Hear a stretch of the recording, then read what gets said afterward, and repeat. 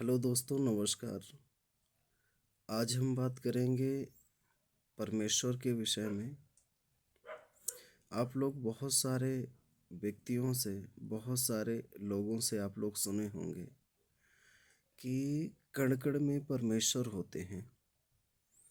हर क्षण परमेश्वर होते हैं, कण-कण में परमेश्वर होते हैं। तो ये जो परमेश्वर होते हैं कण-कण में, कहाँ होते हैं, किस रूप में होते हैं, कैसे होते हैं, इस टॉपिक में हम आज थोड़ा सा बात करेंगे। आप लोग कई सारे लोगों से सुने होंगे कि कण-कण में परमेश्वर का वास होता है, कण-कण में भगवान होते हैं। तो सबसे पहले हम बता दें कि ये जो कण-कण होता है, ये होता क्या है? कण-कण का मतलब आम भाषा में लोग बाग एक कंकड़ को मानते हैं, एक छोटी सी मिट्टी का टुकड़ा को मानते हैं।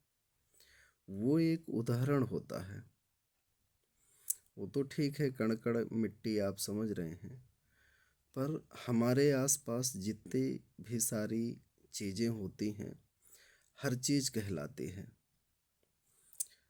हमारे आसपास जितनी सारी चीज़ें होती हैं, जो प्राकृतिक होती हैं, जो नेचुरल होती हैं, इन सब में परमेश्वर होता है। अभी हम बताएंगे कि हमारे आसपास जो चीज़ होती है, प्राकृतिक लगभग सब लोग जानते होंगे, नेचुरल भी जानते होंगे कि ये नेचुरल क्या है, प्राकृतिक क्या है। में परमेश्वर का वास कैसे होता है, ये परमेश्वर कैसे हैं, ये सारी चीज़ें हम आपको बताएंगे। जिसे हम परमेश्वर मानते हैं, जैसे कहते हैं कण-कण में परमेश्वर होता है। तो जैसे कि पेड़ पौधे, पशु पक्षी, कोई भी जीव जंतु की हम बात करें, और किसी हम कंकड़ की भी बात कर सकते हैं, एक बड़े पत्थर की भी बात कर सकते हैं। सब में परमेश्वर का वास होता है। इसे मानना पड़ता है, कण-कण में परमेश्वर है, बट इस बात को मानने से आभास होता है, कहने से आभास नहीं होता। जैसे हमने कह दिया कि कण-कण में परमेश्वर है, तो कह देने से आपको आभास नहीं होगा कि हाँ, रियलिटी में कण-कण में परमेश्वर है। जब हम उस कण-कण को मानेंगे, प्राकृतिक को हमें किस रूप में मानना चाहिए, कैसे मानना चाहिए, हमारे आसपास जो लोग, कोई भी जीव हो, जंतु हो, पशु पक्षी, उनके साथ हमारा व्यवहार कैसा होना चाहिए, उनको मानना कैसे चाहिए। जब हम उनको मानेंगे, तब हमें इस बात का आभास होगा कि कण-कण में परमेश्वर है। अगर हम एक पक्षी को पक्षी के नज़रिए से ही देखेंगे, उसके भौंक को नहीं पहचानेंगे, तो वो कण-कण में जो प्राकृतिक कहते हैं, कण-कण में जो परमेश्वर कहते हैं कि कण-कण में परमेश्वर है, वो चीज़ फ़ेल नहीं होगी। अगर ये बात को फ़ेल कराना है दिल के अंदर कि कण-कण में परमेश्वर क्या सच में होते हैं, तो हमें प्राकृतिक को एक परमेश्वर की तरह मानना चाहिए। हमारे आसपास जो जीव जंतु होते हैं, जो हमारी तरह बात नहीं कर सकते हैं, उनका जो भी सहायता है ना? जो भी सेवा है वो हमें करनी चाहिए। जो उनके लिए हम कर सकते हैं, वो हमें करना चाहिए। कोई भी जीव हो, किसी से घृणा, द्वेष भाव, ये सारी चीज़ें की मन के अंदर भाव नहीं होना चाहिए। किसी के अंदर घृणा की, घमंड, द्वेष भाव, जलनशील, ये सारी चीज़ें नहीं होनी चाहिए। तभी हमें इस बात का आभास होगा कि कण-कण में परमेश्वर होते हैं। अपने मन को एकदम शांत रखना चाहिए, प्राकृतिक भाव से रखना चाहिए, तभी हमें इस बात का आभास होगा कि कण-कण में परमेश्वर होते हैं।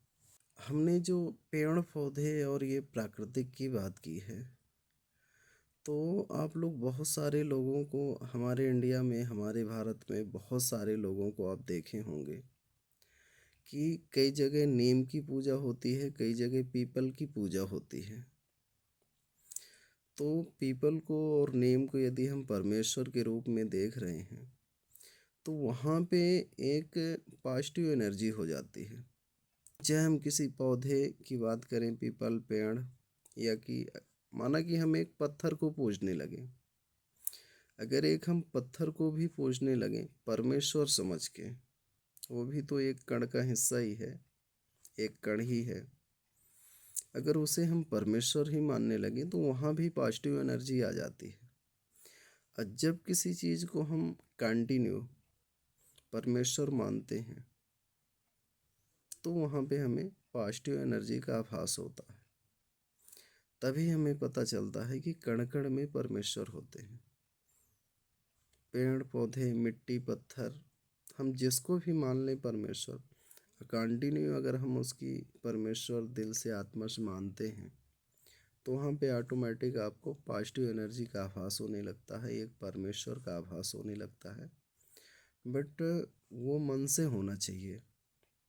ऐसे नहीं होना चाहिए कि हमने मुख से बोल दिया कि हाँ परमेश्वर है। नहीं, आप वार्तालाप करिए, बातें करिए।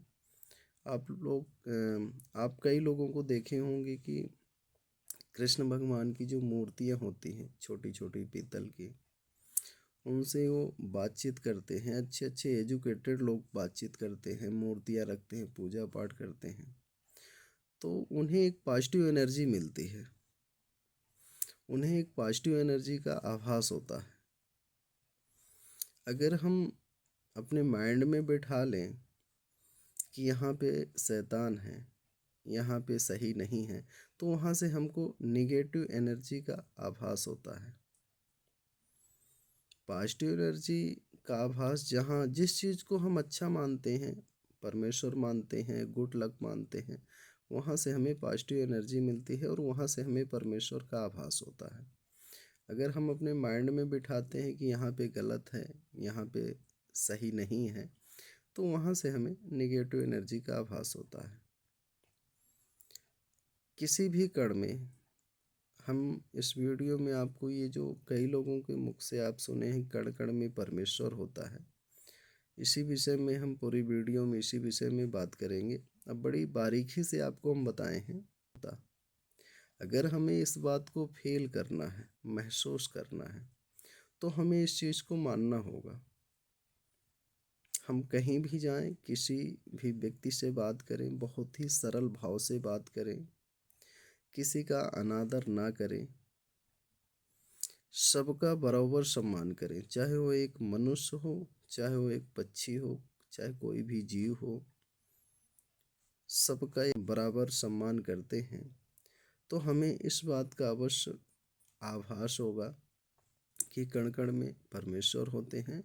और ये जब आप सारी चीज़ें करेंगे, तो आप परमेश्वर से जब कुछ मांगेंगे कि हे हमारे पिता परमेश्वर, जिस भी इष्ट को आप मानते हैं, भोले जी या कि कृष्ण, जिसको भी आप, चाहे जिस धर्म से हैं, यहाँ धर्म की बात नहीं हो रही, यहाँ एक ही चीज़ की बात हो रही, कण कण में परमेश्वर की बात हो रही है। तो जब आप मांगेंगे, चाहे वो एक मिट्टी या पत्थर की मूर्त आप समझ रहे हैं, वहीं से आप मांग लेंगे कि मिट्टी या मूर्त की कुछ भी नहीं है, मूर्त ही नहीं है, आप ऐसे ही मांग लीजिए, बिना मूर्त के या बिना कुछ मंदिर के आप मांगिए कि हे परमेश्वर मुझे ये चीज़ की आवश्यकता है, वो आपको ज़रूर मिलेगी। आप बिना पूजा पाठ के, यदि आप कण कण में परमेश्वर मानते हैं और कण कण की चीज़ों का मतलब जानते हैं, अपने आसपास को सबको दिल भाव से मानते हैं, समानता से मानते हैं, तो आपको पूजा करने की आवश्यकता नहीं है। आप ऐसे ही परमेश्वर से बखान कर दीजिए